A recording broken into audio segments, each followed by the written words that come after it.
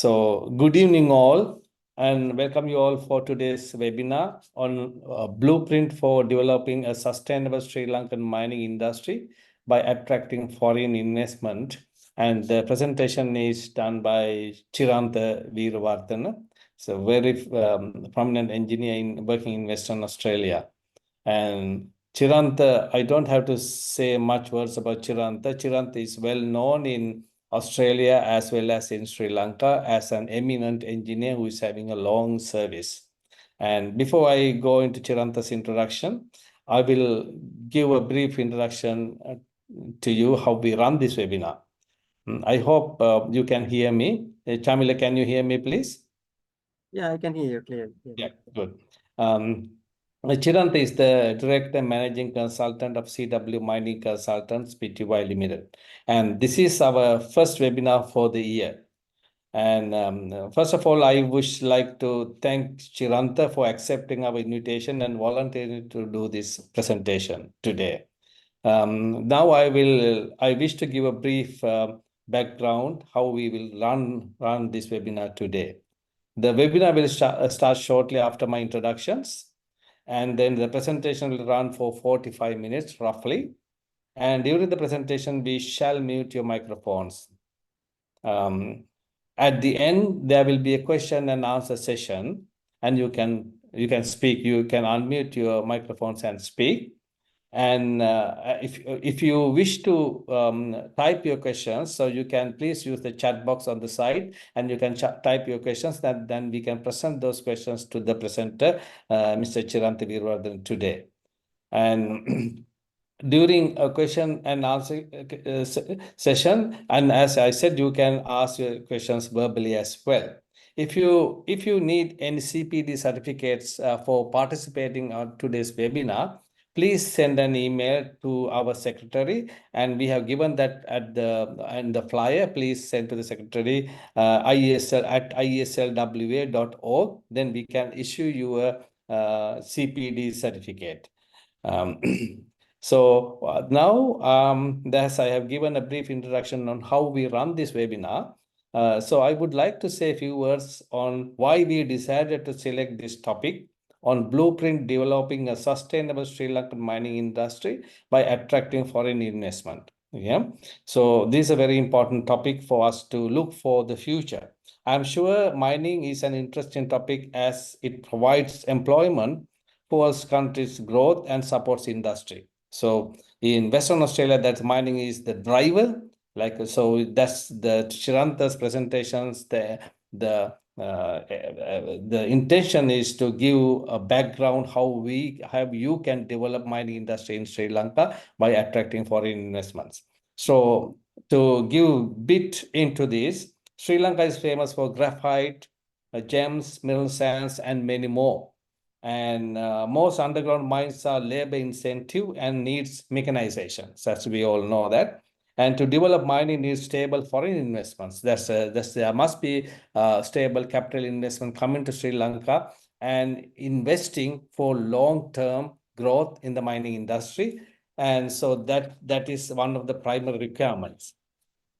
And also SL needs foreign collaboration with countries who got developed mining industries, because then we can share the skills, expertise, and the systems, mining methods, and everything which are used in those countries to develop the mining industry in Sri Lanka.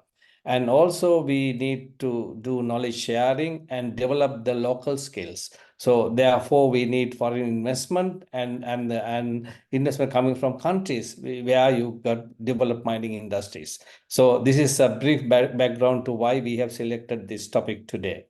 And now I can give a brief introduction to Chirantha. Mr. Chirantha Veeravardhana is a chartered professional engineer accredited by 3 professional engineering institutions in Australia and UK, and fellow of both Engineers Australia and Australasian Institute of Mining and Metallurgy. Chirantha graduated from University of Morato in 1992 and subsequently obtained 3 postgraduate qualifications, including MSc in Mineral Economics at Curtin University. Chiranda worked 10 years in Sri Lanka before migrating to Australia in 2002.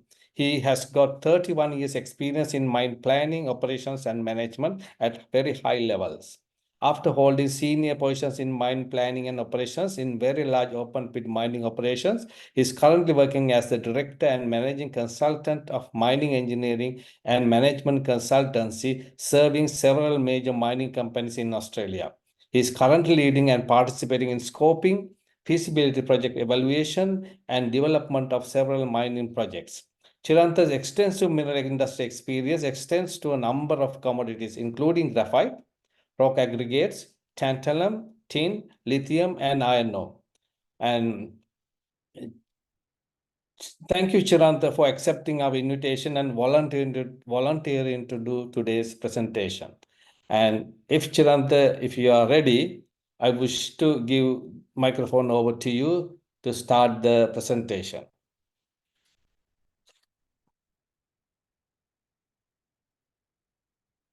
Will take a little while till we hear Chiranta. Chiranta is having few issues with his. We can't hear Chiranta yet, so we'll hold on for a while. That Chiranta will get ready and do the presentation.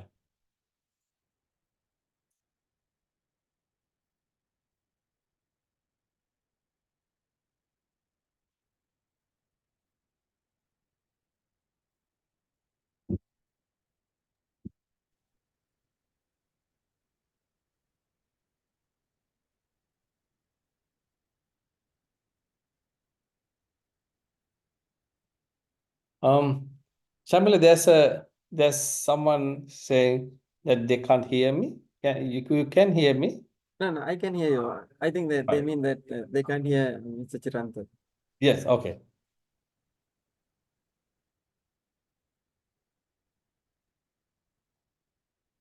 No, Chiranta, we can't hear you still.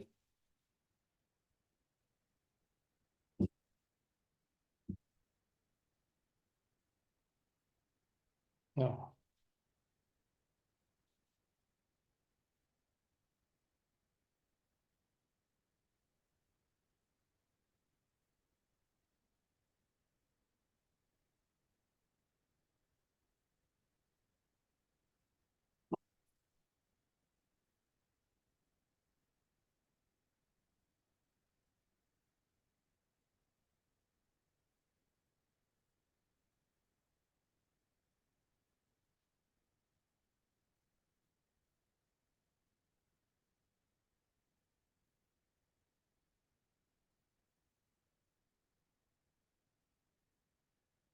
Can't hear you, Chiranta. I think still something, you have problem with the microphone.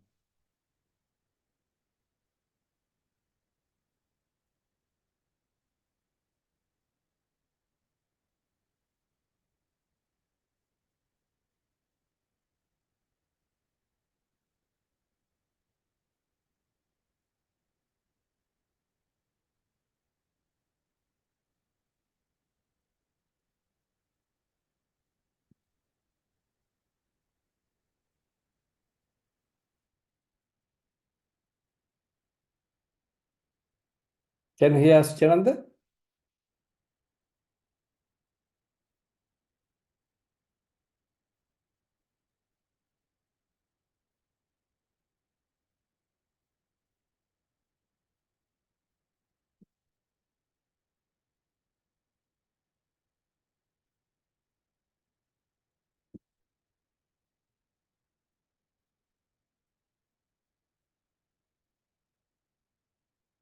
Yeah.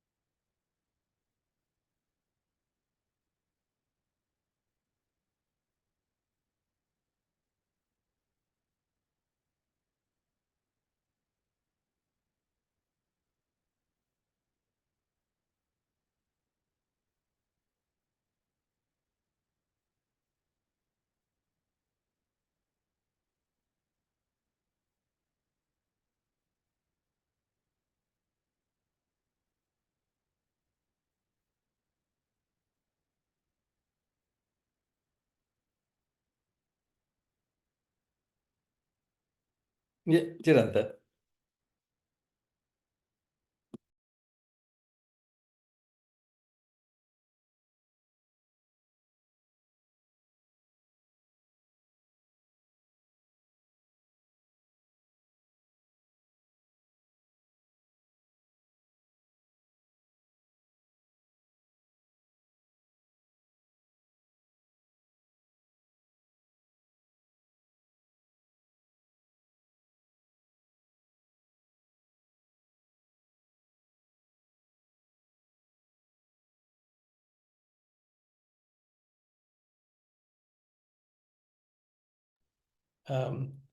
Chamila, can you please unmute Taxco, please?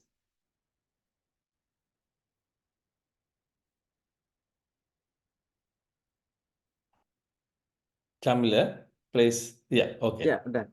Okay, done. Yeah, Can you, Chiranta, it is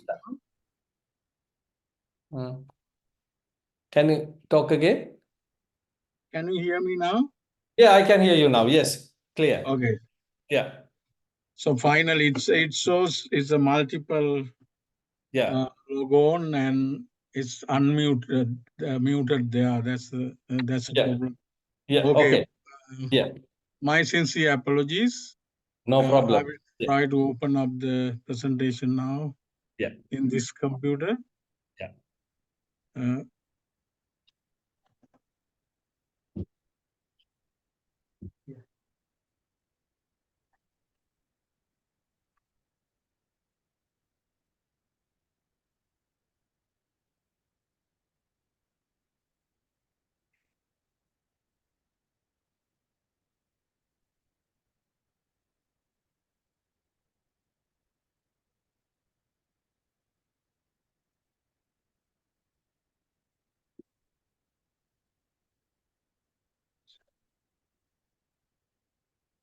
Yeah, it's coming. Yeah, yeah. We can see the presentation, Chiranta.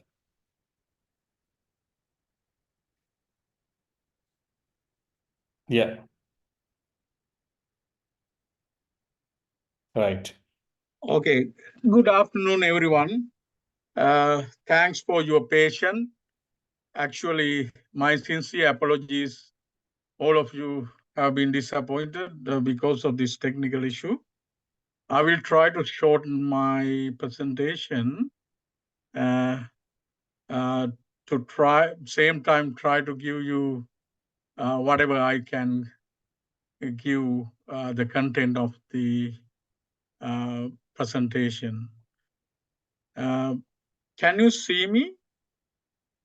We can't see you, Chiranta. I can see the presentation.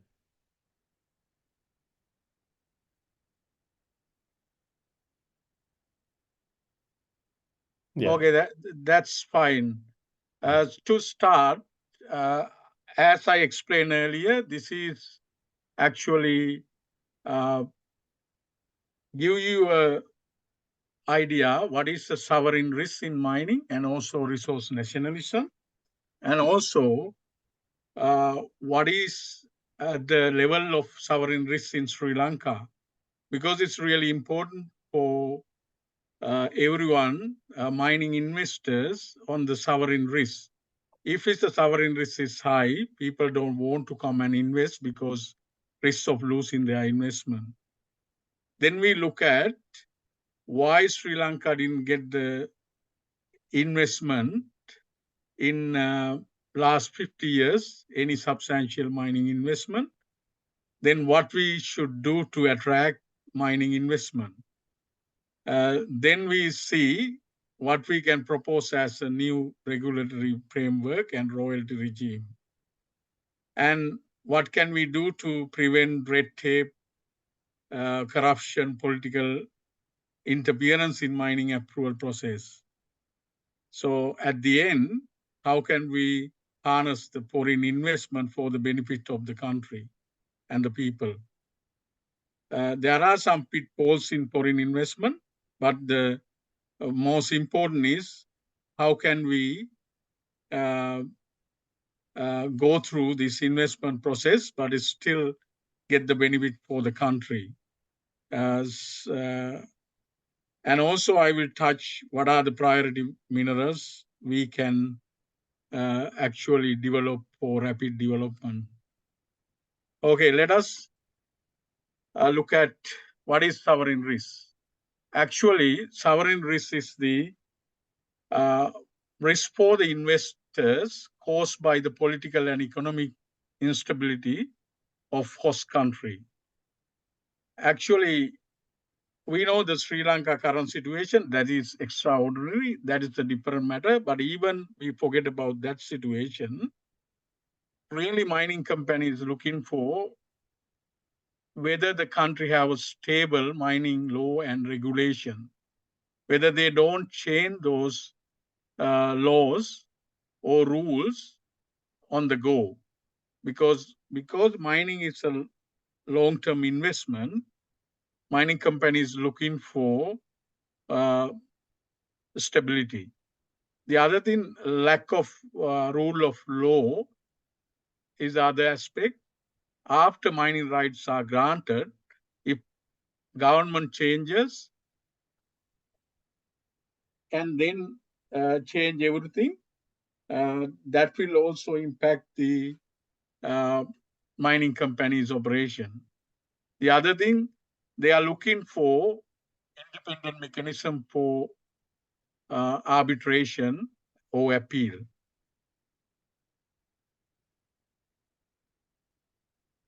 The other aspect is the political interference in approval process, high level of corruption, restriction on foreign ownerships, and also restriction on sales and transfer of mining rights and exploration rights. And also some countries got a restriction on moving profit out of the country.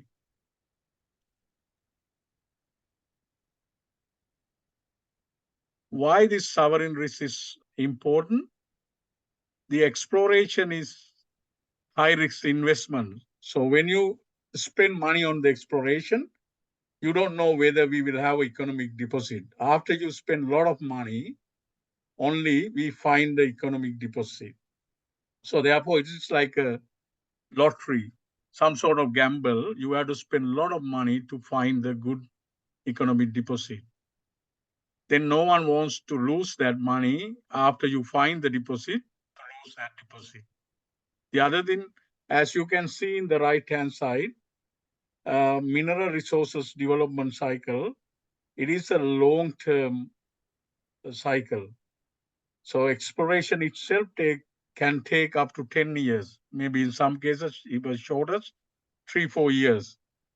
Then you have to go through long approval process, then construction, operation. Most of the mining projects are 10 to 30 years lifetime. Even after finishing the mining project, company has to make sure rehabilitation done and then monitored for a few more years. So therefore, this is a long-term investment. Once you invested and build the mine, build the processing facility, you can't easily go out of that. Therefore, mining companies are trapped unless other projects or other factory or any other economic activity, they can get out of easily. But in the case of mine, you can't move the ore body. You can't move the processing plant and the mine you have built. So therefore, mining companies are in the mercy of the government after you invest. So that is why mining companies look for stability and low sovereign risk. The other thing, when the country's sovereign risk is high, the project financing is very difficult, and bank, they don't want to give any finance if it's a high risk company, high risk country. So this is I will now go through a classic example of sovereign risk in the Sri Lankan case. This article was in Sunday Times, October 22nd last year. Actually, this is actually Sunday Times in 22nd of October 2023, not 2022. My mistake. Actually, before that, several stories of inefficiency and the corruption of GSMB Ministry of Environment was leaked to public media at different time. So chairmans, director generals, and some other people were actually subject to disciplinary inquiries, that kind of issues. So, but this one is a typical sovereign risk case. I had a deep dive to understand what's really going on. This company called Capital Metals is a London stock exchange listed mining company. Actually, they bought some exploration tenement in near Tirukkovil, Potuvil area for mineral sand. In the right-hand side, you can see those tenements. It's a three exploration tenements. Two were actually pre-2016 and another one in the north recently issued. So they applied for IML and conducted the initial environmental examination in 2016. And they were asked to carry out fully fledged environmental impact assessment in 2017. They completed the environment assessment in 2019. Then they were issued with the 2 IML A licenses in May 2022. By that time, Chiranta, just a comment, please. Could you please describe these abbreviations, please, the acronyms IML as well as EIA, because some of the audience would like to get that in detail, please. Yeah, so IML is the industrial mining license issued by GSMB, that is the Geological Survey and Mines Bureau. I earlier explained IE means initial environmental examination. That is a lower level of environmental impact assessment. Plus, any mining company apply for the industrial mining license, apply for initial environmental examination, and they provide the report to project approving agency. After that, after it is reviewed by interagency panel, they decide it is acceptable or any changes to be made or go for environmental impact assessment. That is a higher level of environmental impact assessment. So they carry out the environmental impact assessment in 2019. So then it was accepted in May 2022 and they issued the licenses in May 2022. By that time, the company spent 11 million US dollars for exploration and licensing process. You can understand the cost of mining companies when you're doing the exploration. Then what happened? GSMB suspended the license, citing there is an issue with the ownership. For your knowledge, in Sri Lanka, there is a rule, exploration license can be taken by anyone, but mining license should be majority Sri Lankan local ownership. So this company had the 100% ownership of the company. Sri Lankan subsidiary. Because of their 100% own, GSMB asked them to change the ownership structure. So until they do that, they suspended. Really, they should have stop issuing, before issuing the license, they should have raised that issue. But anyway, they suspended that, technically correct. But later, another 6 months later, Minister of Environment and GSMB decided to cancel IMLs altogether, while company is working on the ownership. So company went to court and also applied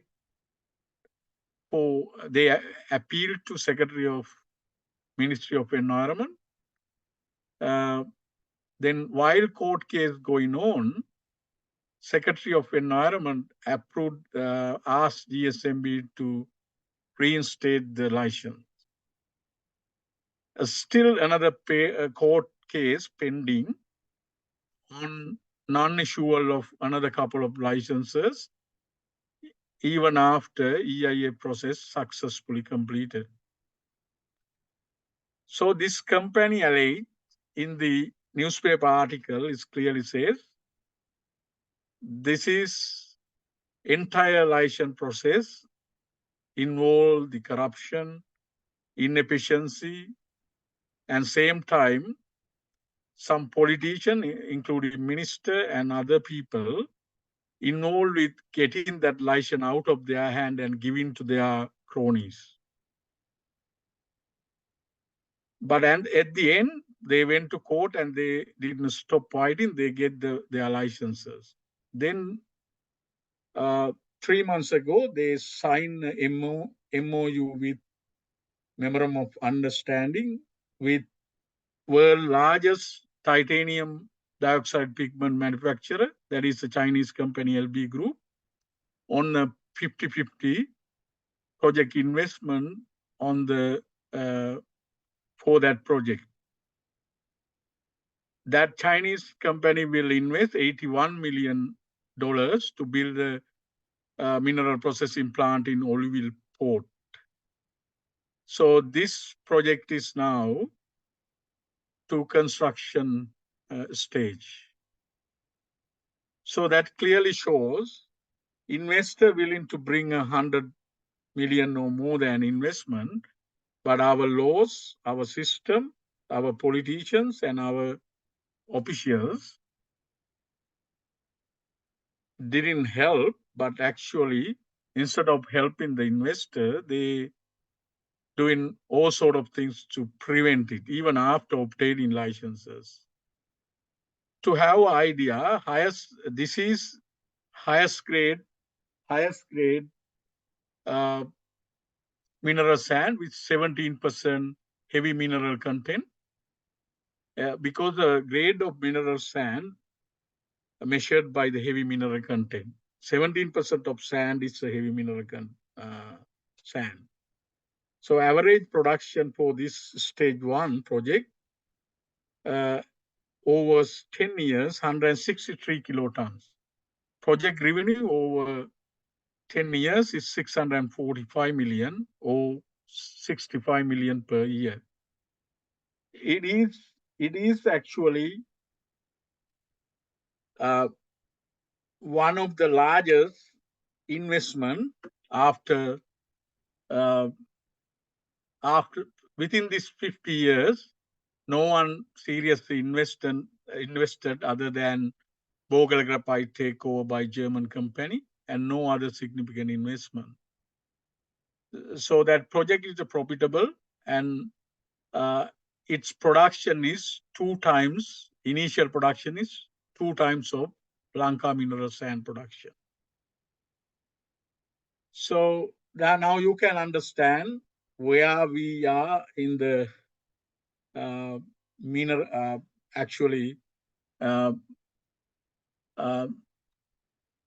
how much sovereign risk in our country.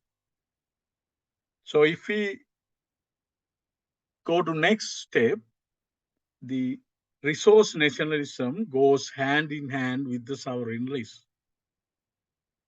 the resource nationalism is tendency of people and government to assert control over country's natural resources, can be for political and economic or strategic reasons. Sometimes it might be good, sometimes it might be bad.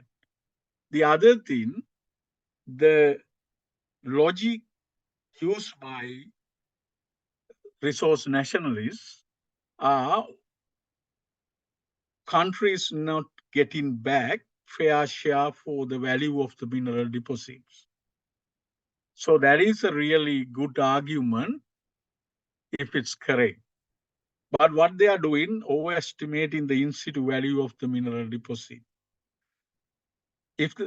Then we have to understand what is the real value of the mineral deposit when it's on the ground. And it's processed, mined, processed, and refined, it has a higher value. But it is after investor invest in a lot of money and undergo a lot of work.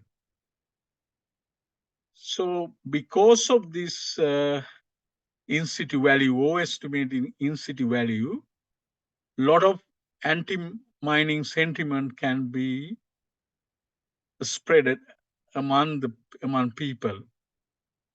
So we saw in 1990s, if you can remember, there was an American mining company was about to come to Sri Lanka to invest in a power phosphate deposit to mine, process, and refine it. But at that time, a lot of anti-mining lobby talk about government getting only the 5% of the value. They will take everything to the other countries and Sri Lanka will become desert, that kind of argument. Actually, to understand this, I have a simple calculation for the people who are not from mining industry. In-situ value of the minerals.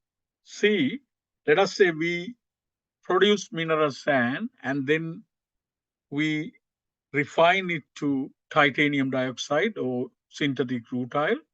Let us say we sell it $100 per ton. So I put $100. These numbers are not actual numbers, but easy to understand. That is why I put it there. The price is $100. Then when we produce it, it is mining, processing, transport, ship loading, then drilling, then overheads. When you do all together, and also we had to have some allocation for amortization of capital. Here is the $9, you can see. So total cost is $76. So it becomes $100 after you spend $76. Okay. Now my question from the audience: what is the in-situ value of the this deposit, ton of this mineral? Can anyone answer?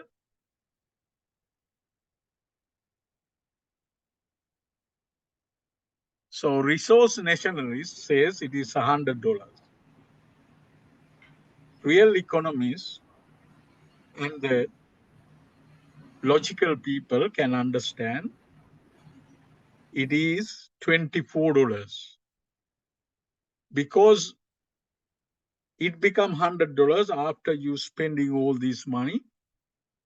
That means before spending that money, what is on the ground is, because of mining project, $24 worth per ton. So, okay, let us say typical this kind of minerals, $7 to $10 royalty. So what's government is getting? That was the argument in 1990s on phosphate. So if the in-situ value is 24, when government get the 7%, that means government get the 27% of in-situ value, not the 7% of the in-situ value. Then let us think about the company profit. Now, when you remove that 76, company profit is 24. Then you pay the royalty of $7. That's a then you can see whatever the left is let us say $16-17 profit after tax. So therefore, income tax rate is 25. If the profit is $16, actually 24 minus 8 actually is 8, not the 7. It's a $16 profit. Then government get another $4. So altogether, so government get the $11 or $12. That is actually 45% of the 45% of the in-situ value. So it doesn't stop there. You go to when you operate the mine. Normally, Sri Lanka salaries are low, wages are. Therefore, let us say 15% of the operating cost is salaries. Another $10 per ton come to local economy. Then local purchases for the operation, 30%, because the majority come from, let us say, tires or equipment. The other consumables, chemicals come from overseas. So therefore, local purchases only 30%. It is $20. So total economic benefit for the country is actually $41 per ton. It is as a percentage, 171% of the in-situ value of $24. That is how countries use the mining industry to develop themselves, develop their countries from mining industry. So if this mineral on the ground, typical example, power phosphate, 60 years we are sitting on the deposit. Still people are poor. We are not do any mining other than very small mining by power Lankan phosphate, really tiny mining operation. We are sitting on 60 years. Because of we want to get the max out of that, we end up with getting nothing. So not only this benefit, when we have a mining operation, it's called economic multiplier.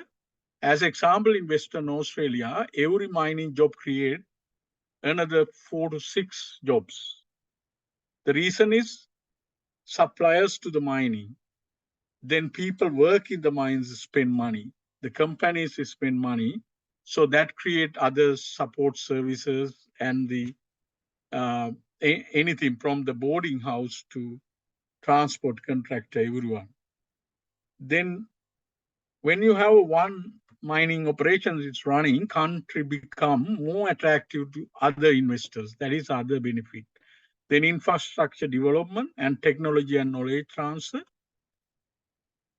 So therefore, not only that, foreign exchange inflows. So we get $100, we spend $59 as outflow, probably profit and the other purchases from overseas, still we get a $41 net foreign exchange. But what happens if we don't do this mining operation? We are getting zero.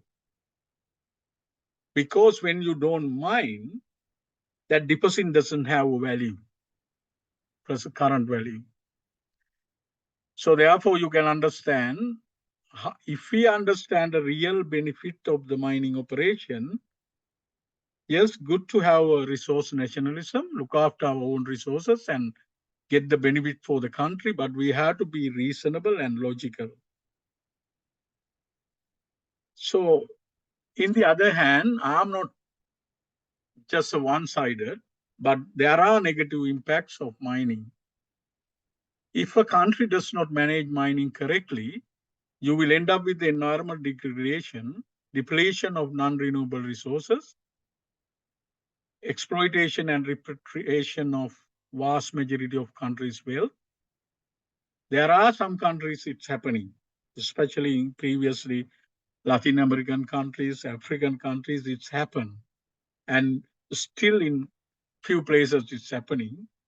And also because mining is profitable, it can lead to a lot of corruption and also social disharmony among the communities and different stakeholders because of everyone try to get the part of the benefit. And also, worst case scenario, there can be foreign interference in the country's internal affairs. Because if it's we are a lot of mining operation, or let us say oil and gas or mining operation, if government try to change the laws and all this, probably the countries own those mining companies might intervene. Those are the pitfalls of mining. So as long as we understand both positive and negative, country can go through correct process to harness the benefit of the mining. Okay, that is the question. Because of those things, either we can make it a blessing or a curse. There are some countries, a lot of mining carried out, but countries is still poor. There are some countries, they have used the mining for the benefit of people and the country. There are a lot of examples there.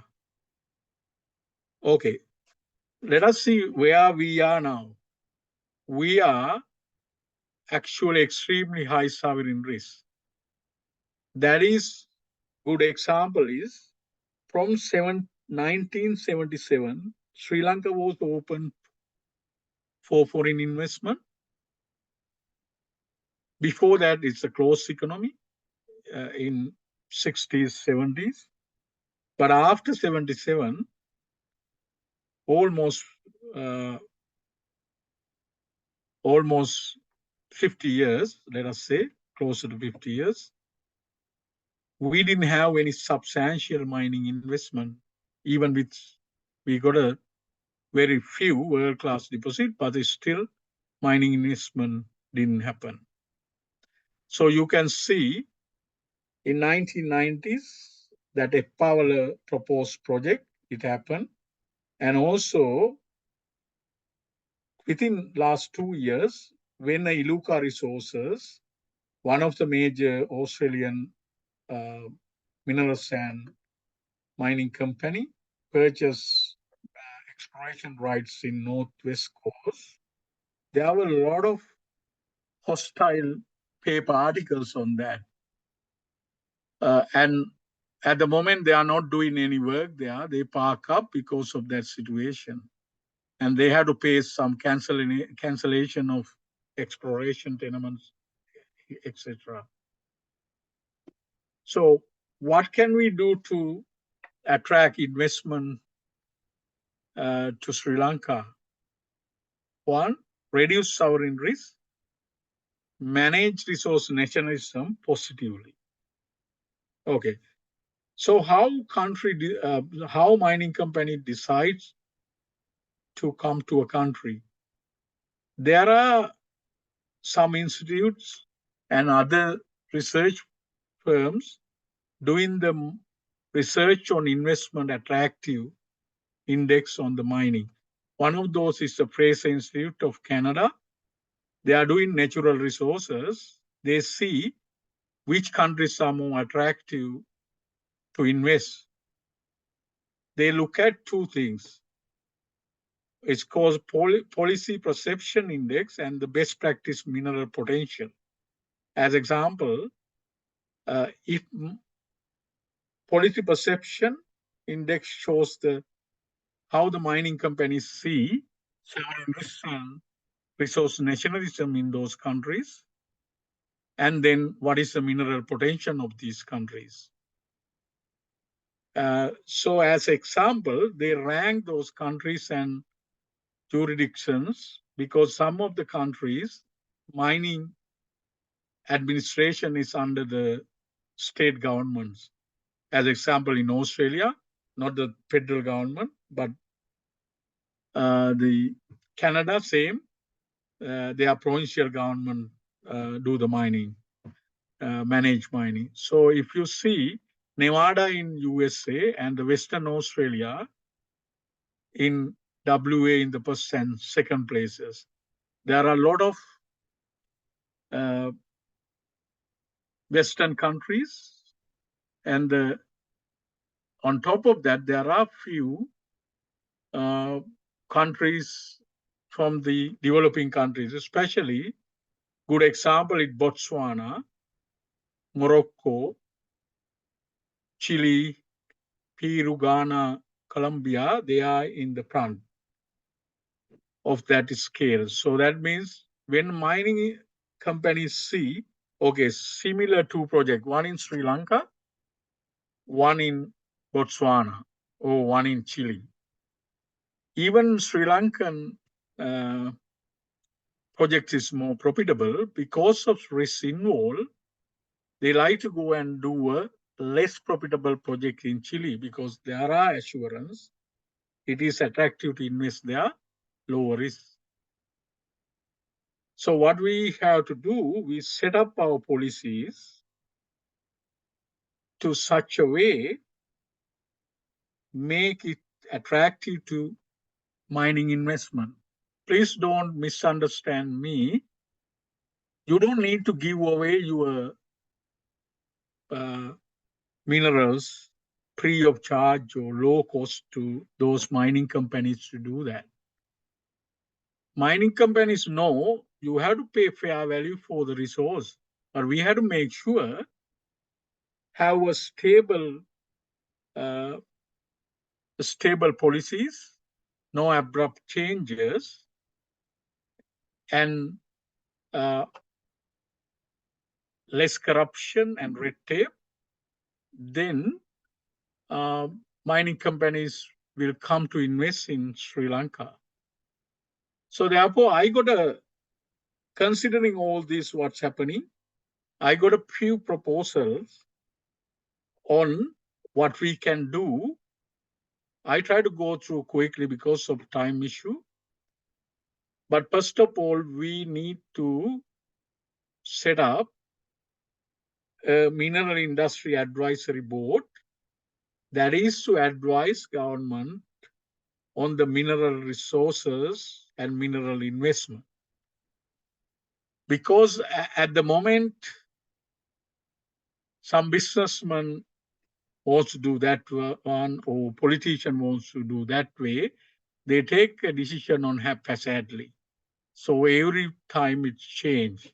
So instead of doing that, any government policies has to be well thought, well planned. The first thing to do it, to have some sort of advisory board to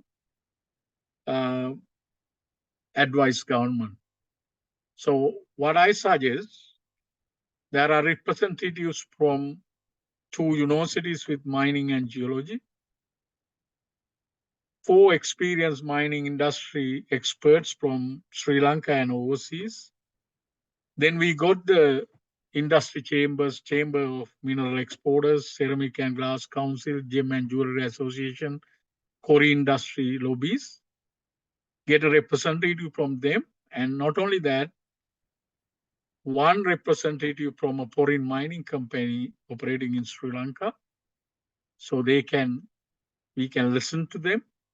And then 3 representatives from mining cooperatives or employees. That is to represent the small artisanal sector miners as well as the employees. So this advisory board main function should be give advice on the mineral industry policy, then reviewing regulators' performance. When you do that, only the first 7 members will do that, not the industry representatives, because they will do a scorecard for how GSMB perform, how Environmental Authority perform in the case of mineral investment, and also carry out regular surveys and consultation with industry, civil society, and other stakeholders. This is look at long-term mining strategy to have some sort of formal consultation and advisory things happening. The other one is, unfortunately, I had to let this know because let you guys know, we all know Geological Survey and Mines Bureau 20 years ago, it's a different. Now it's probably my opinion, and everyone knows from the what's happening in last few years. Senior officials, including very top chairmen, director general, and some directors, involved in some questionable activities connected to corruption, and it's same thing in the National Gem and Jewelry Authority. That kind of things happening. So therefore, first things, we need to have a single regulator for mining activities. Let us say Mines Bureau, not the GSMB. That to have a single regulator, but when you set up that, you can absorb middle level, lower level professionals to have continuity, but need to weed out all the corrupt officials and people with the vested interest or conflict of interest. And also separate and have autonomous geological survey of Sri Lanka, because that is separate function. It is to map, explore, map geological resources in Sri Lanka. So the regulatory function and the geological survey function has to be separated. And also there is a big conflict of interest with the GSMB technical services. So when mining companies apply, they have to get the technical advice and the consultant work from the GSMB tech services. Then they got the priority or the preferred treatment, because some of the GSMB officials double up in the technical services and the regulator. Some of the people who approve also get the money from the technical work in the technical services. There is a conflict of interest. And other than, like the other mining countries, mining safety and health regulatory arm has to be upgraded to make sure people's welfare, safety, and health is looked after. The other one is the Inspectorate of Explosives is actually now separate under Defense Ministry. It's got another level of, let us say, red tape corruption. So that has to be taken into account whether we can have a one-stop shop for the regulation of mining and the approval of mining. The other thing, for the Environmental Protection Authority, scope is very big. There should be a dedicated mining section for the approval and regulatory control of the mining industry. See, the other next big reform is to make approval process transparent and free of political interference. So that is the main difference in countries like here in Western Australia, as example. The Department of Mining and Petroleum doesn't approve mining applications. There is an independent authority. Here it's called Environment Protection Authority. It's not the same as the Sri Lankan Environment Protection Authority. It is the independent panel of people, eminent professionals. They approve mining projects on merit. Only thing is, they are not answerable to politicians Minister can't take a call and tell approve this or not to approve this project. That is a problem with Sri Lanka when the GSMB Director General get the call from or CEA Director General get the call from Minister, because he is paid by directly, he has to obey. That has to be split. So the independent approval authority can be similar to that independent commissions and all these. So the intergovernmental agencies, assessing panels approve, they recommend with the conditions any mining project, but the final decision on approval or disapproval is taken by the independent approval authority. Another thing is strictly no conflict of interest in panel members who involved in the assessing those projects.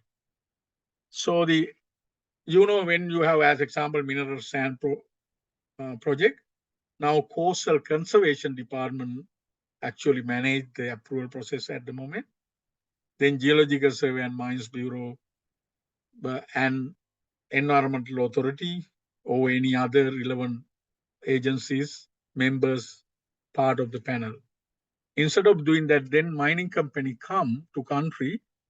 It is very difficult them to even find out who are the responsible authority to apply for the mining license first. Because you believe or not, in the case of Mahaveli land, Mahaveli authority run the approval process. GSMB is a part of that. If it's a coast conservation, mineral sand, coast conservation run the. Instead of doing that, actually single process project assessing agency, if the Mines Bureau should do that, the other relevant department can be involved. The other one now, once you get the IE and EIA approved, that is environmental impact assessment, you don't still get the license. That is why there was a gap of 1.5 years in that previous case we discussed about.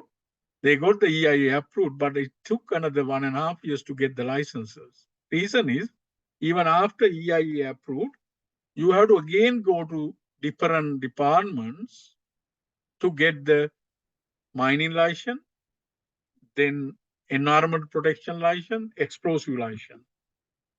That take another 1 year or 2 years before you can start mining. Instead of doing that, if the EIA approved, those licenses should be automatical, yes, after some verifications, but it should be within short period. The other one is if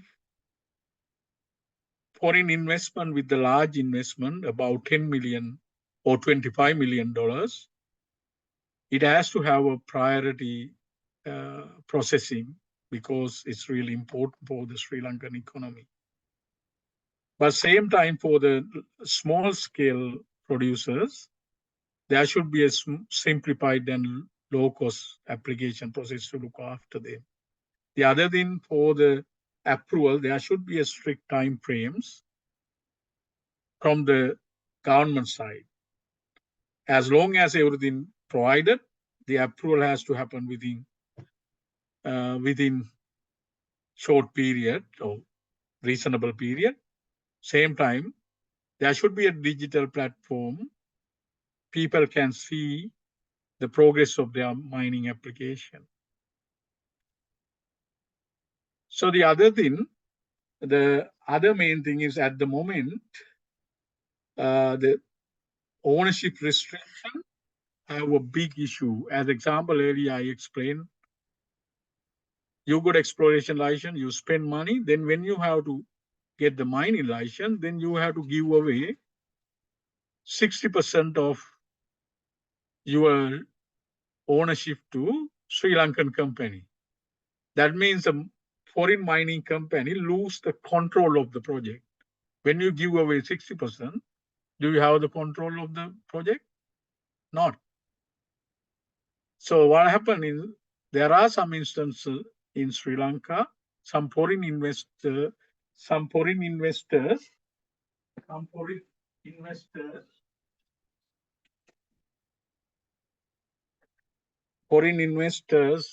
did all the expenses. Then after that, Sri Lankan party actually misused that 60% equity. So therefore, we don't gain anything by restricting the percentage. Actually, they should be able to keep the majority, then only they can invest without doubt. So the other thing, large mining project, there are a lot of government got the free government equity. So I suggest a 10% pre-government equity. That means company spend 100 million for the project, but government without paying got a 10% interest in the project.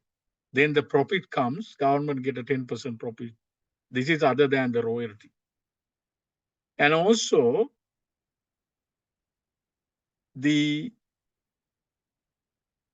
if private sector or foreign company wants to get the Sri Lankan local investor involved, if more than 25% local shares, government can give a royalty discount. When you do that, foreign companies will keep a 55%, but then government 10%, let us say 65%. Then they can give a 35% to local shareholders. That will allow technology transfer and local parties can learn the mining and participate in the mining. So there should be some guarantee on the taking the declared dividends from the company, because otherwise, if you can't get the dividends removed from the country, you don't invest. Because if you put into a bank, if you can't get the interest, why you put into the bank? The other thing, other aspect is countries like good mining countries got a exploration licenses first come first serve basis, given exploration licenses if applicant fulfill basic requirements. But landholder has to negotiate with the, let us say it's a government land with the government, private land with the private, get the land access later, then only they can start the exploration. In Sri Lanka, they don't issue the exploration license, go to the, get the land access first. When you do that, then they try to get the land access. Meanwhile, officers change or minister change, they take away that exploration holding. So therefore, exploration license should be issued and it cannot be cancelled unless company doesn't spend enough money on exploration. The other thing is that some countries, whatever you spend on exploration, you have to drop 25% of exploration tenement every 4 years. Then what happened? Mining company take 100 square kilometers. They do the exploration. End of 4th year, they have to drop 25 square kilometers. That will give another investor or another party to get it and do the exploration. So that allow more and more company to explore. Otherwise, in Sri Lanka, what happened? You hang on to exploration license. You bank the exploration license. No one come and do the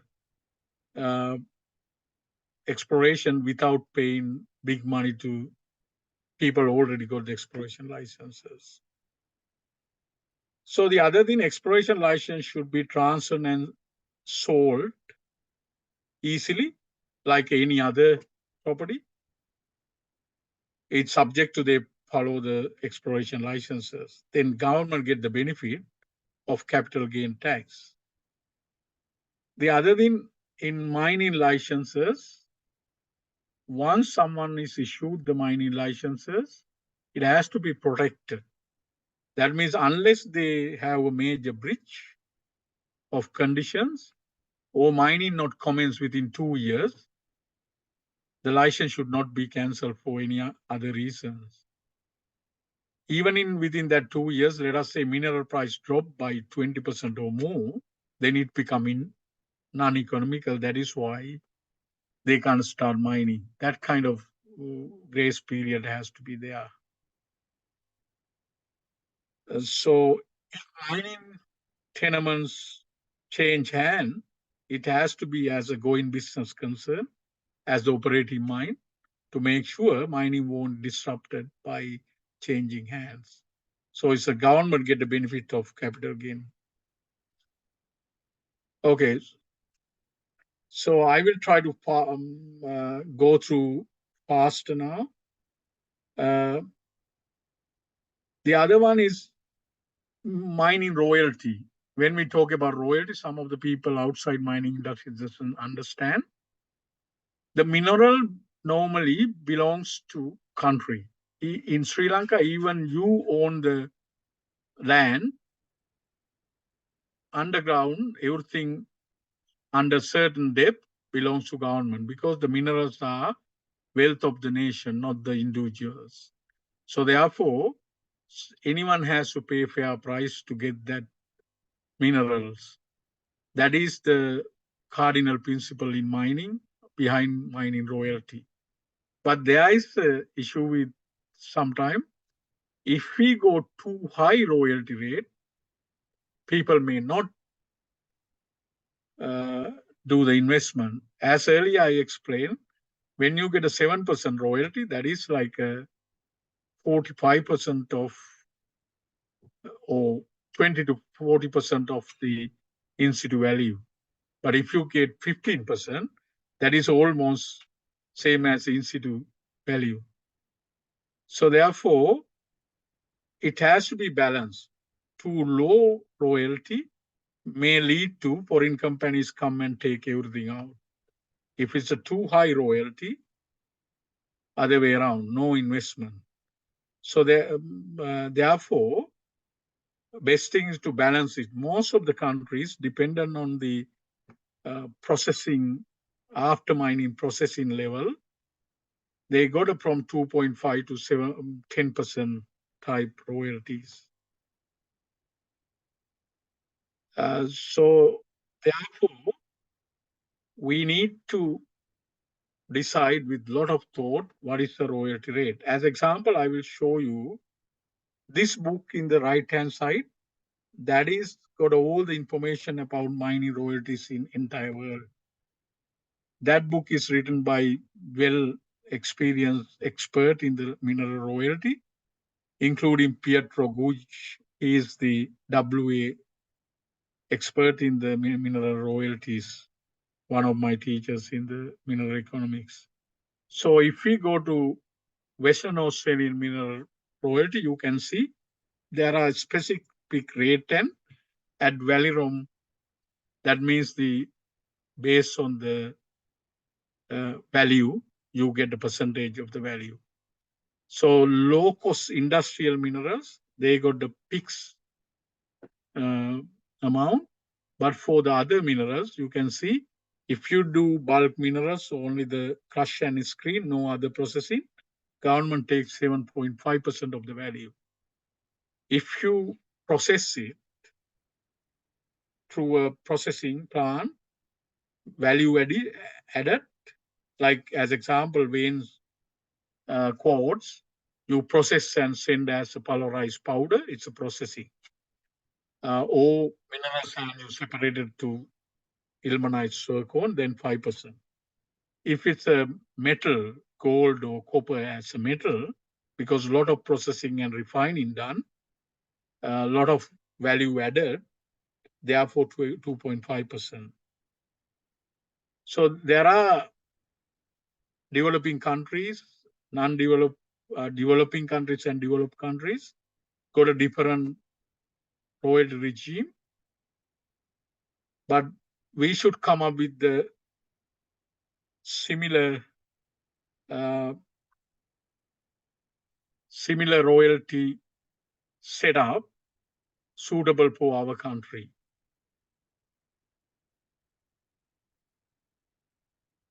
This is what I, as example, what I suggest. This is not a one person's work. We have to have those economists, consultant, mining people together come up with the royalty regime.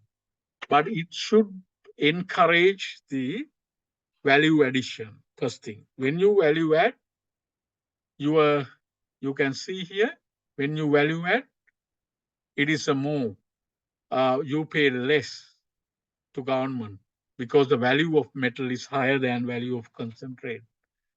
If you partially process, it should be higher. If non-process, like a mineral sand or that kind of, is a 8%.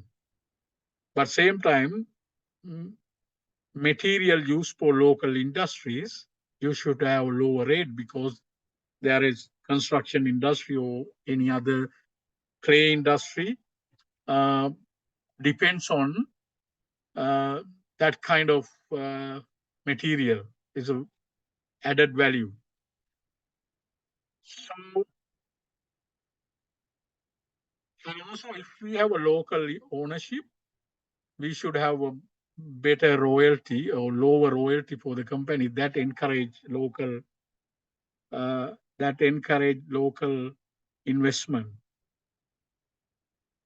The other thing what I suggest, mining companies activities can cause inconvenience and some issues with the local community.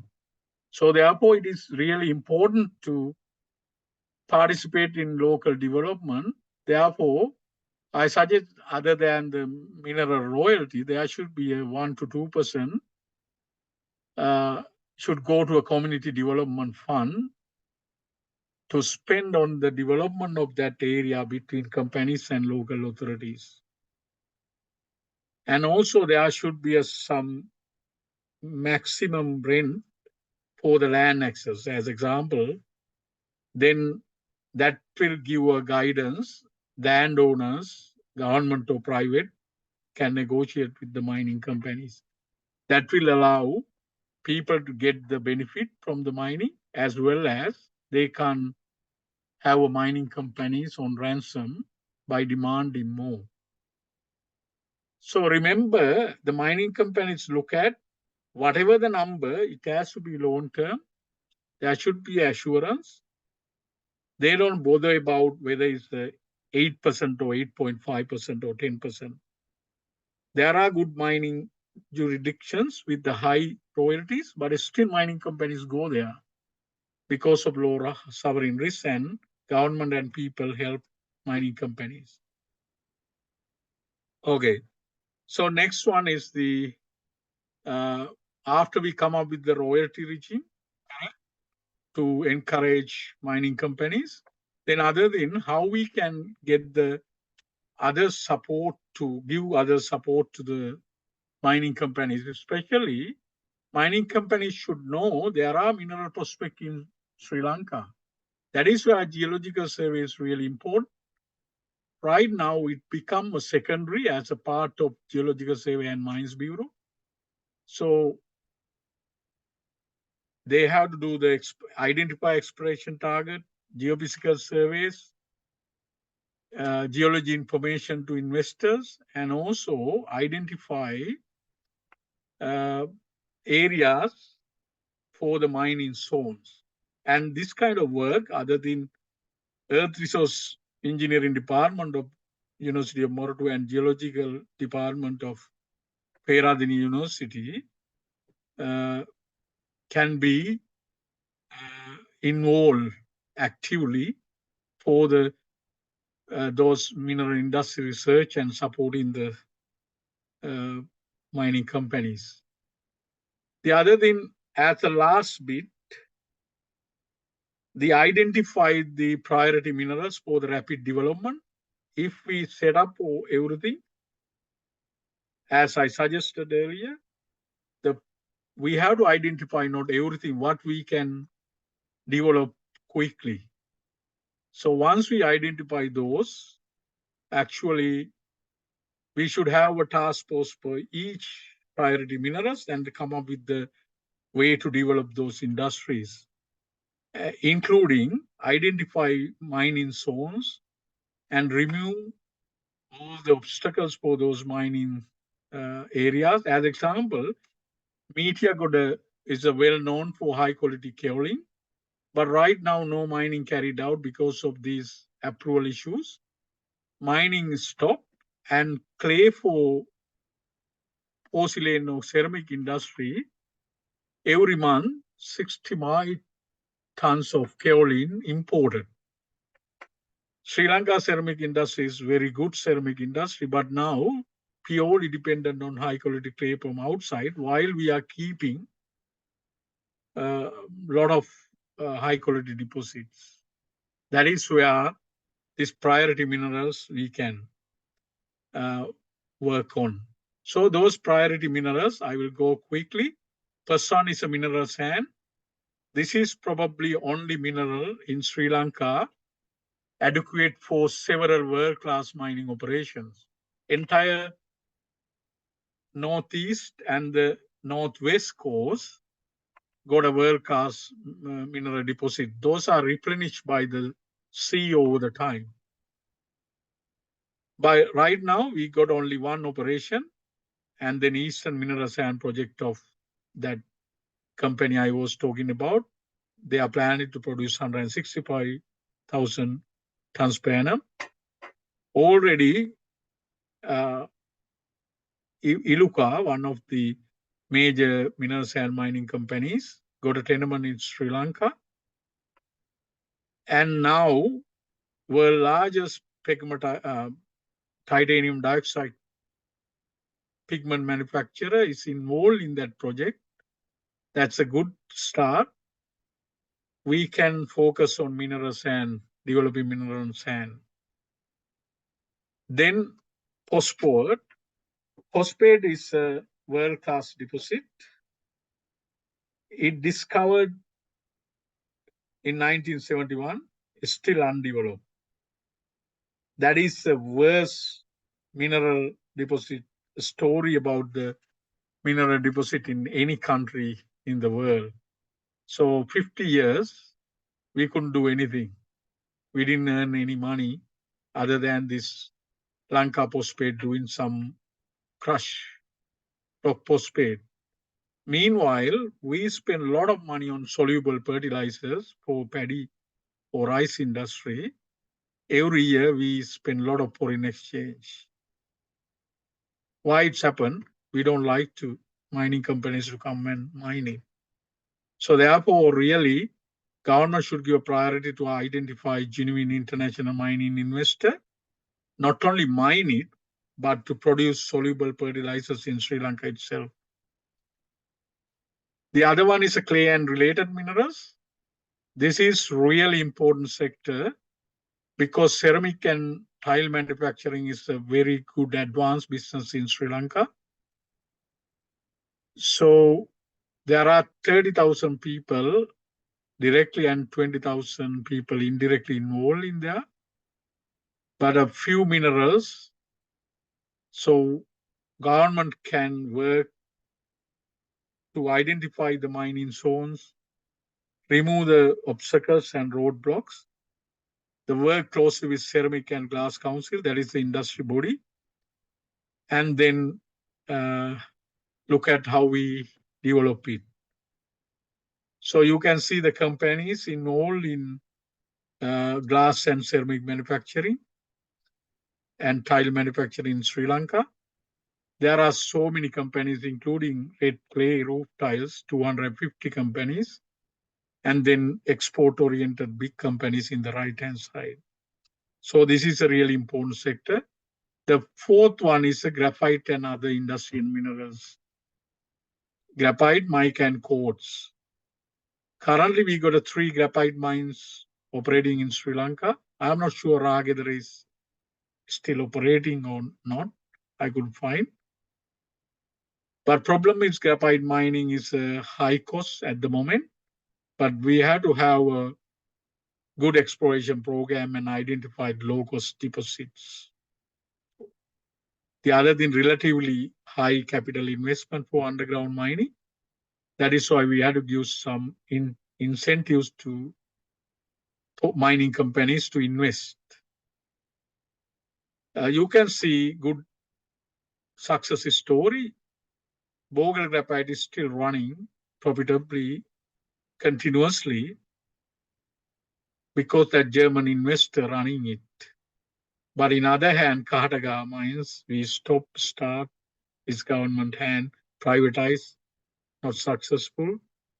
So that is why we can learn from there. So other than quartz and mica, industry has been developed slowly by private companies. There are a few private companies.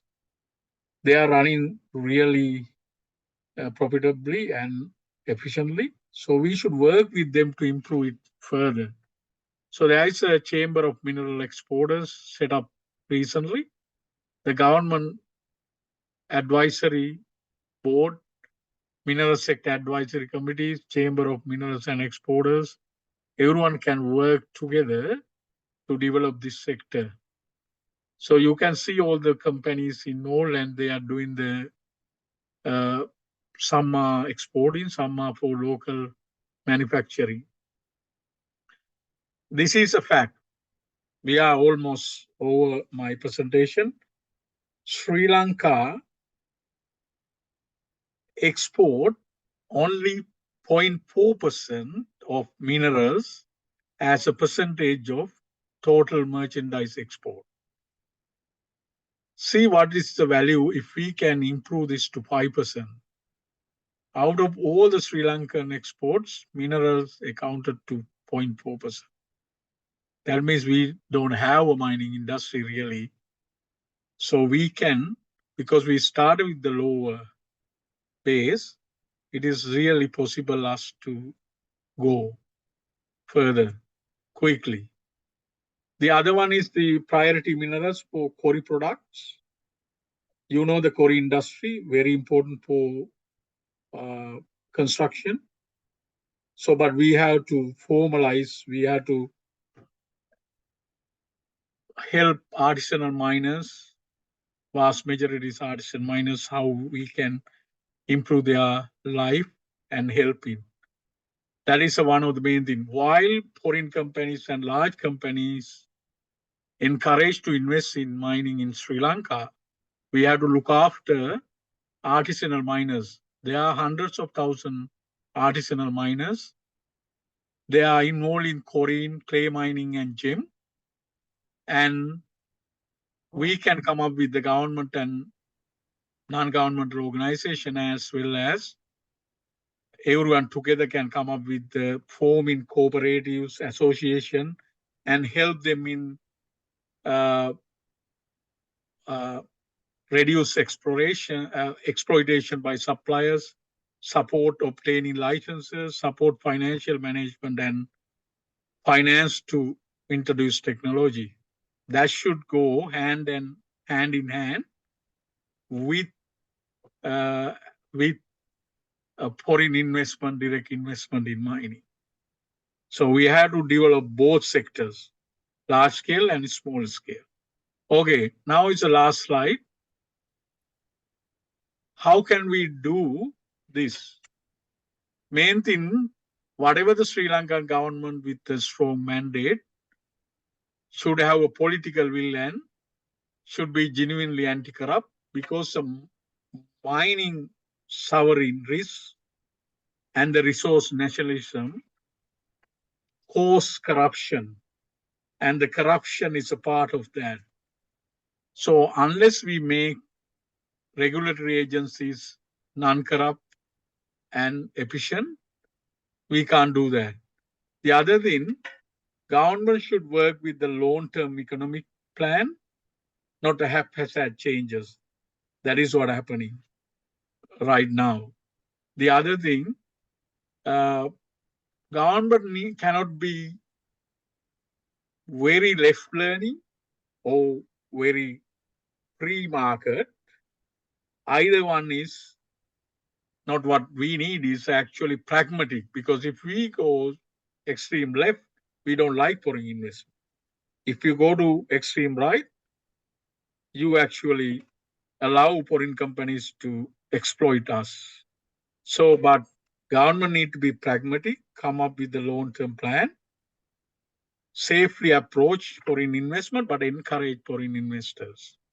So other than, there are a lot of Sri Lankan professionals within the country and especially in overseas countries like Australia, a lot of mining professionals and experts.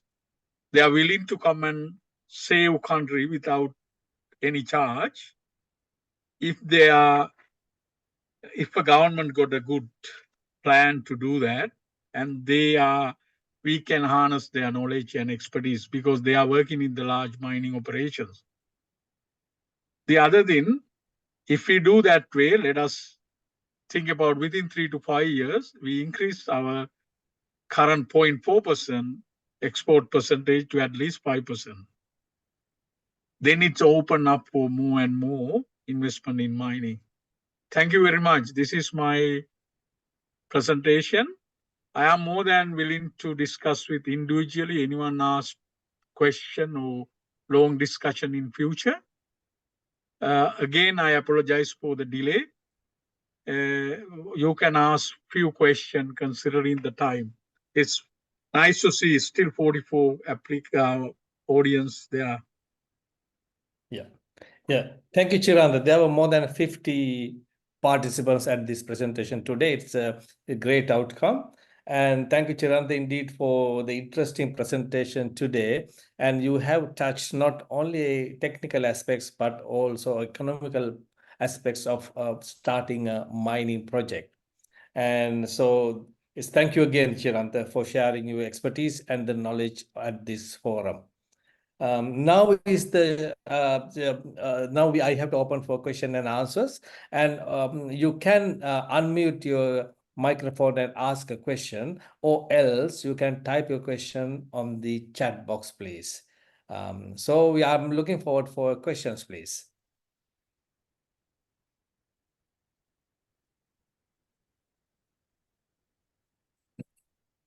I don't see any question on the chat box yet.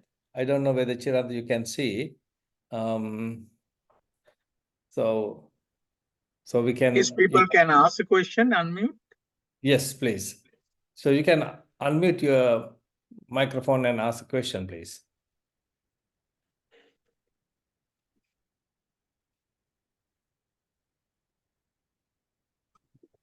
Can I ask a question, Senaka?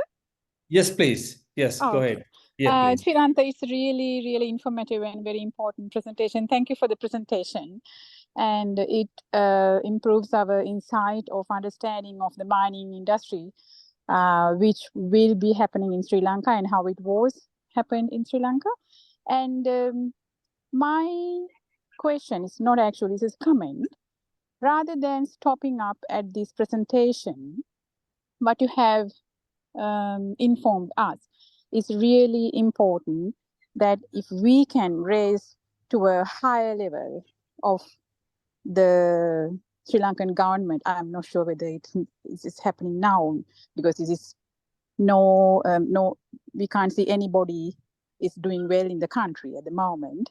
So at least in future, do you have any, or have you been contacted by any person who can be relied on for the future of the Sri Lanka, the mining industry, regarding getting your expertise or your advice in their policy making or strategies and things like that in the mining industry in Sri Lanka? Actually, it's not me. There are a lot of mining professionals, 40 mining engineers, or same number of geologists here in the WA alone. vast majority of them already support in Sri Lanka, whatever the way they can do. But if anyone interested, any political party or any institution or industry sector wants to get our advice or support, we are more than willing to Okay. provide free of charge and also discuss with them in details.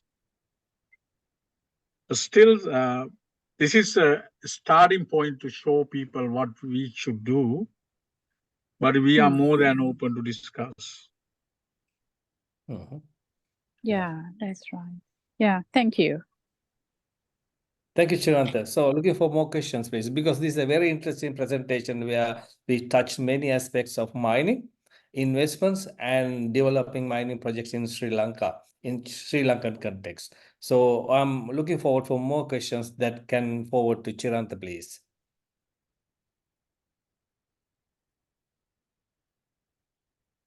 While waiting, I can ask another question, Chiranta. So as you said, the Sri Lankan system is flawed with malpractices and there are a lot of frauds and there's lack of system is one of I have seen as the key ingredients for not performing well the mining industry there.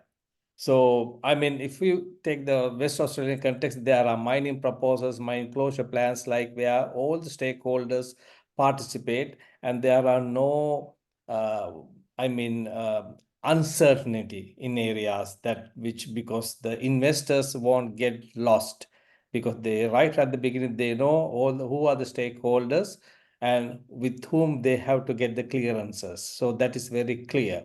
So I see that system is lacking in Sri Lanka. And what are the ways that you think is most appropriate to develop this?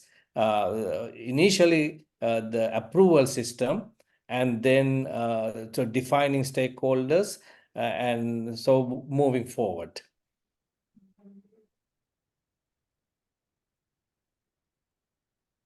Chiranta?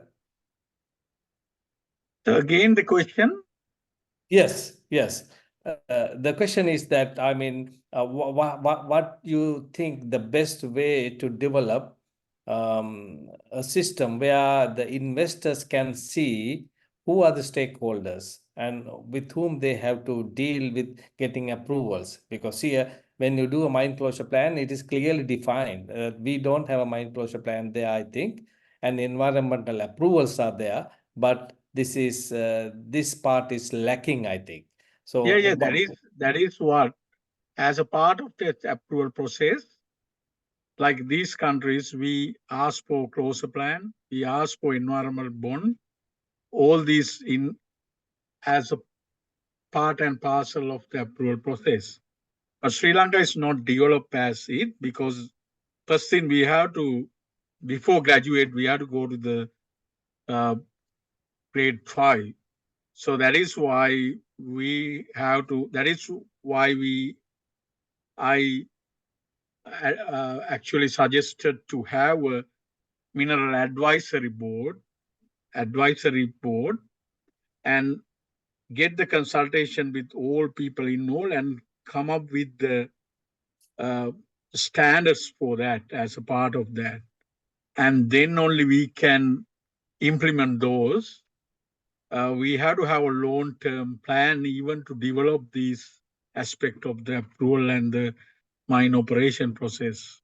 So we have to, right now, considering where Sri Lanka is, we can't expect more than that. That is why instead of doing here and there, whatever, come up with the correct policy and develop the process under that. So that is the starting point, I think. yeah, thank you, John. As during your presentation, you said that exploiting public sentiments for political gains, other things based on wrong perceptions and lack of knowledge is one of the key stopping stones in Sri Lanka.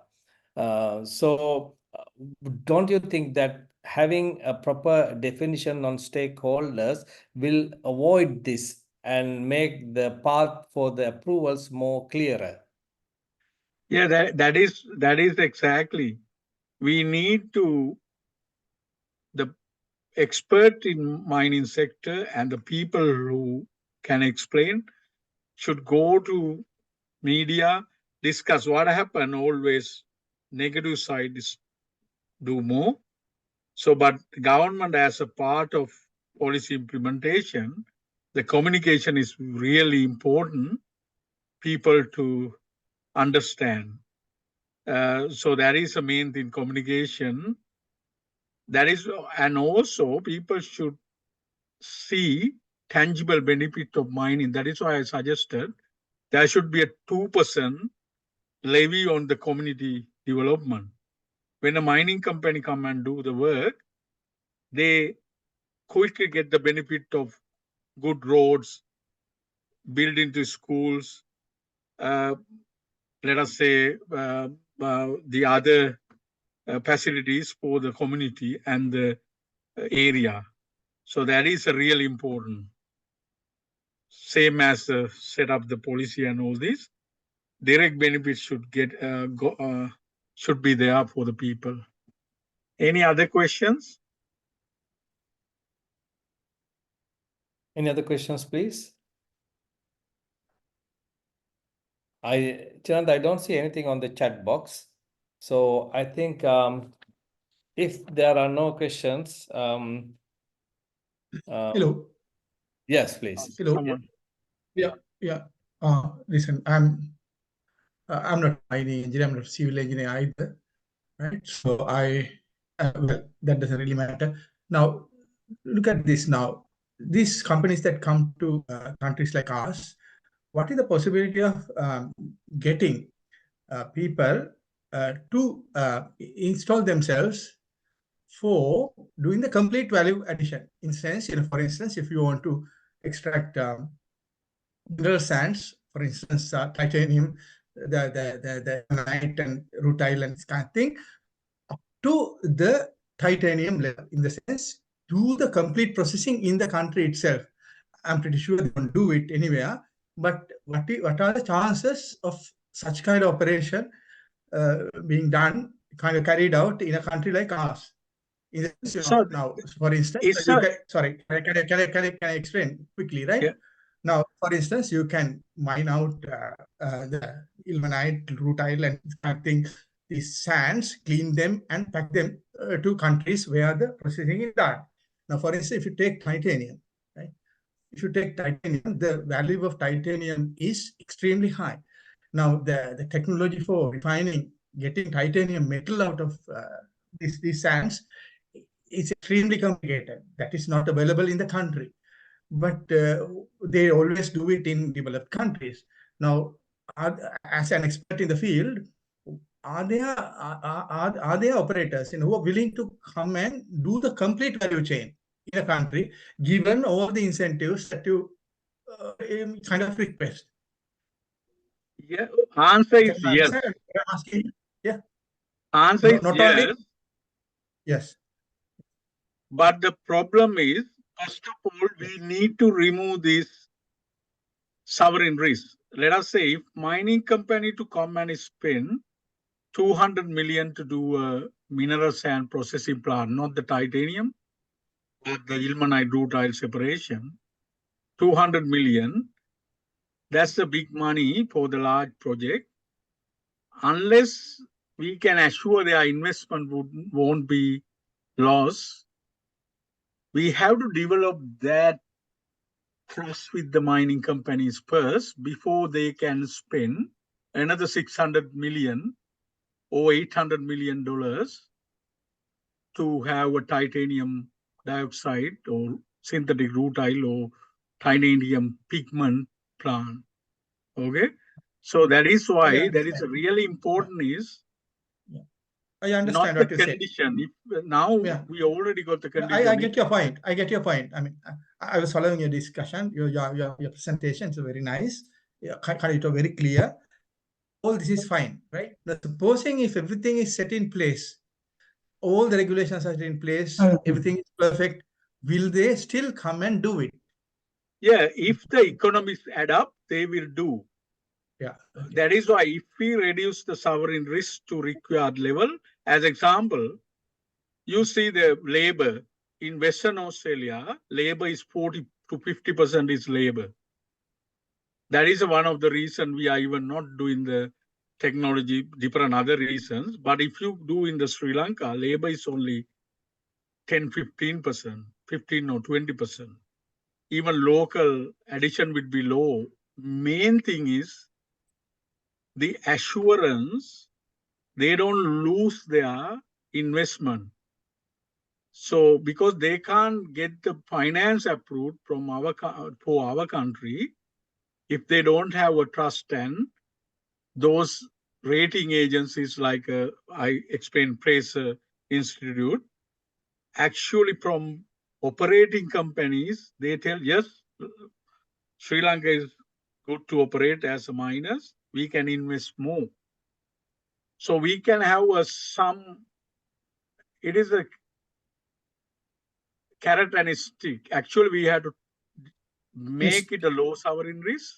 Then we add when the people started to come and invest for mining and processing, then we can give them incentives and some rules. After you are operating 5 years or 10 years, need to build the entire processing plant or the refinery here. But without getting them to Sri Lanka, we can't do that. By putting a rule, you can't invest in mineral sand without value addition, no one comes, because they don't have trust to come and spend money, because nothing assured to look after their investment.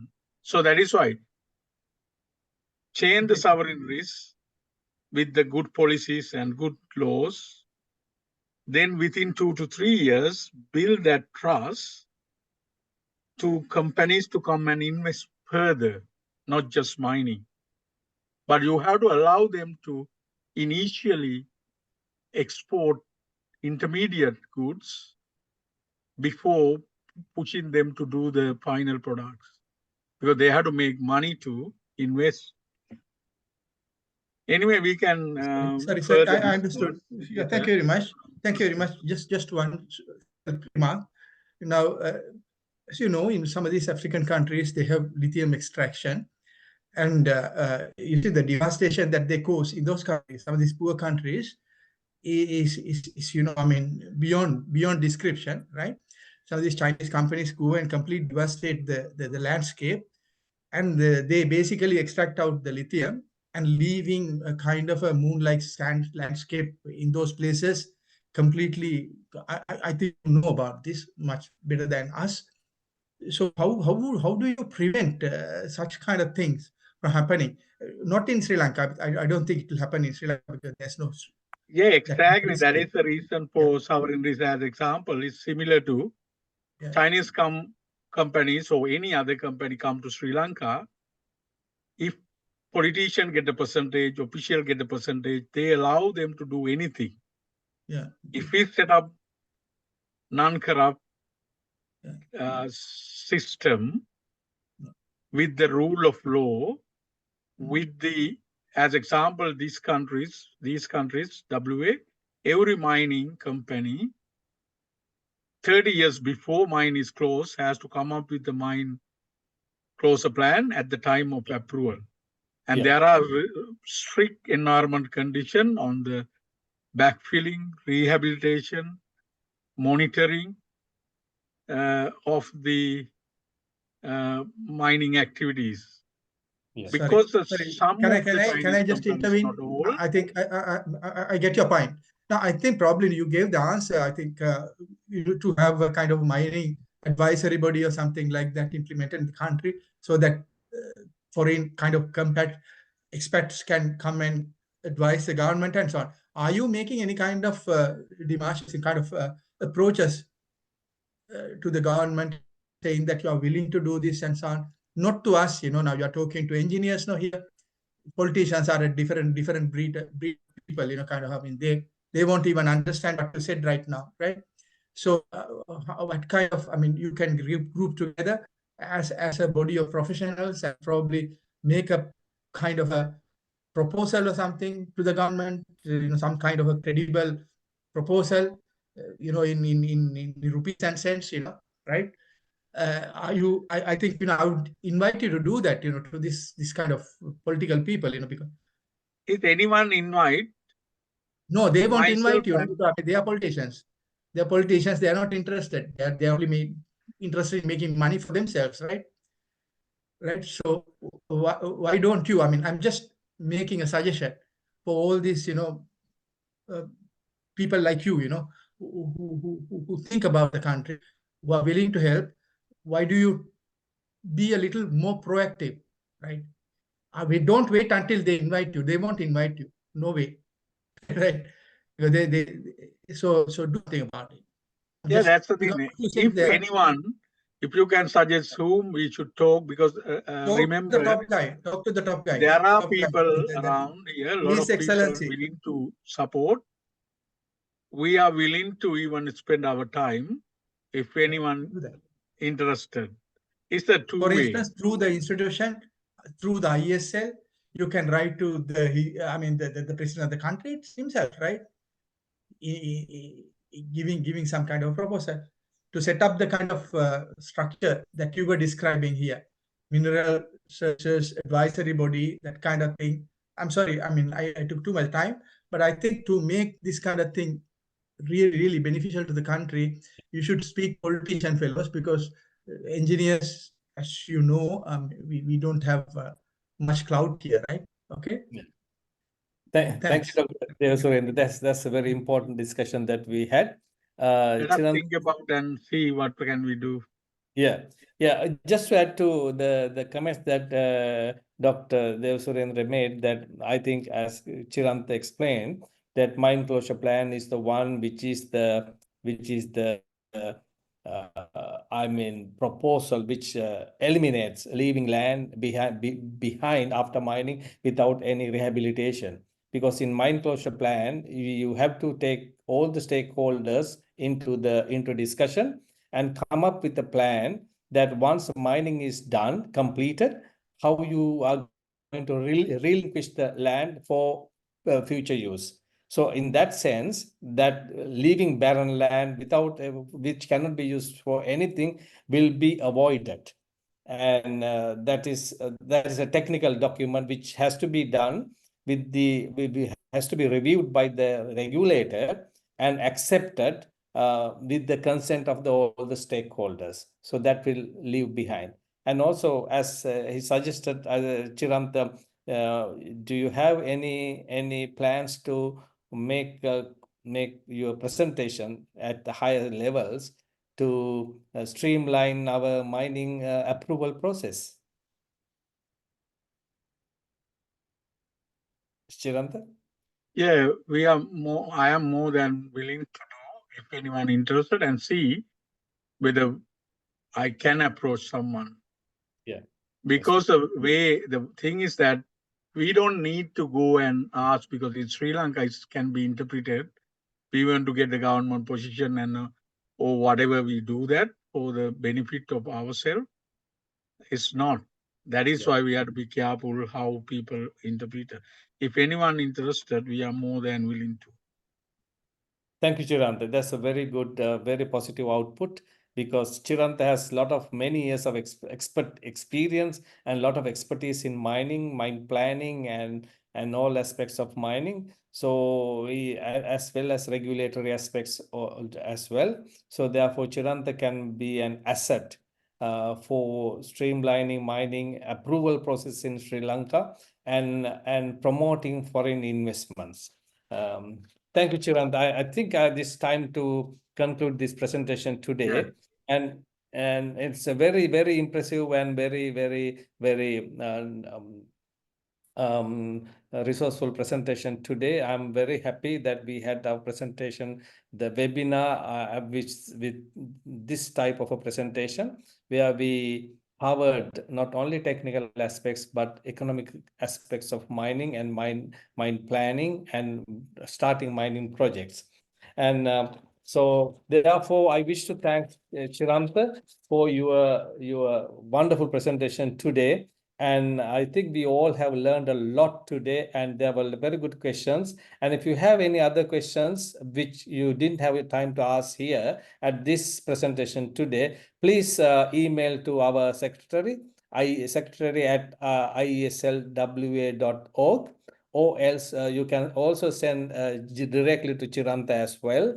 And also you can still type on our chat box that we will reach you and give you an answer. So thank you, Chiranta, again. Chiranta Biravadan has done a wonderful presentation, and thank you on behalf of IESLWA chapter. And now we are looking forward for our next presentation, and such a big audience we will expect for the next one as well. And thank you for all the participants today, and you all have a good evening. And thank you, and see you next time. Thank you. Thank you. Thank you.